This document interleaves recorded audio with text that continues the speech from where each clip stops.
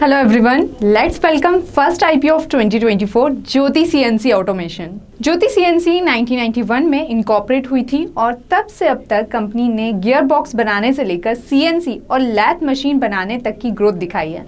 CNC यानी computer numeric control, ये एक तरह की ऑटोमेटिक मशीन होती हैं जिनका यूज़ कई डिफरेंट इंडस्ट्रीज में किया जाता है। कंपनी की फिलहाल 44 सीरीज में 200 से ज़्यादा सीएनसी मशीन की काफ़ी वाइड रेंज है। ये लीडिंग सीएनसी मैन्युफैक्चरिंग कंपनीज में से एक है ग्लोबली और इसके वेल डाइवर्सिफाइड ग्लोबल कस्टमर्स हैं एंड यूज़र इंडस्ट्री में। वर्टिकली इंटीग्रेटेड ऑपरेशन है इसका, साथ ही टेक्नोलॉजी पर खास फोकस और इनोवेटिव सॉल्यूशन डिलीवर करने की एबिलिटी ये कंपनी की स्ट्रेंथ है।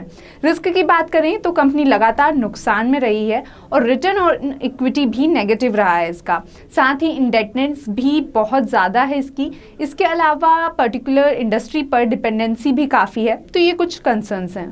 आईपीओ डिटेल्स पर आते हैं तो आईपीओ 9 जनवरी से 11 जनवरी के लिए ओपन हो रहा है। ये टोटल 1000 करोड़ का फ्रेश इशू है जिसका यूज़ कंपनी डेट पेमेंट और वर्किंग कैपिटल रिक्वायरमेंट के लिए करेगी। इसका प्राइस बैंड 315 टू 331 रुपीज़ है और आईपीओ की लिस्टिंग 16 जनवरी को एक्सपेक्टेड है। फाइनेंशियल हालत तो खैर कंपनी की खराब है। FY21 और 22 में कंपनी लॉस में थी, हालांकि FY23 में जैसे तैसे इन्होंने प्रॉफिट शो किया है।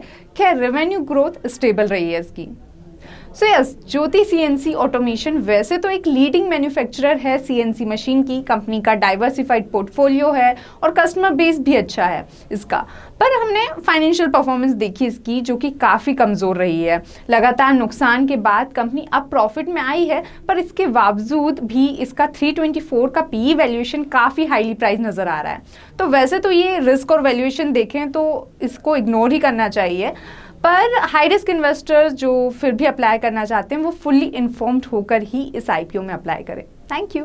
The content provided in the video is for informational and educational purposes only. It does not constitute or imply a recommendation to engage in any securities transactions or investment strategies. We do not provide personalized advice or determine suitability for individuals' financial needs. Please conduct your own analysis and consider your personal circumstances before making any investment decisions.